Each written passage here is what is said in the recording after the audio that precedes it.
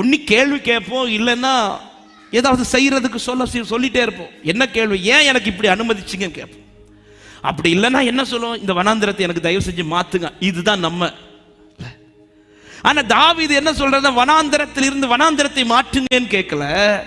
ஏன் வனாந்திரத்தை அனுமதித்தீங்கன்னு கேட்கல. வனாந்திரத்தில் இருந்து கொண்டு அதிகாலையில் எழுந்து கேட்கிற, ஆண்டவரே எனக்கு உங்களை பார்க்க ஆசையா இருக்கு ஆண்டவரே. அவன் வாஞ்சையே இந்த வனாந்திரம் மாறுமா என்பதல்ல, அவன் வாஞ்சை இந்த வனாந்திரத்திலும் அவர் ஏன் கூட இருக்கிறாரா, அவர் ஏன் கூட இருக்கிறாரா, அவன் என்னிடத்தில் வாஞ்சையா இருக்கிறபடியால் நான் அவனை விடுவிப்பேன். வாஞ்சையா இருக்கிறவனுக்குள்ள அடுத்து என்ன வெளிப்படும் தெரியுமா? அதே வசனம் சொல்லப்படுக, என் நாமத்தை அவன் அறிந்திருக்கிறபடியால். என்னை கர்த்தர் இடைப்பட்ட வார்த்தை இதுதான்.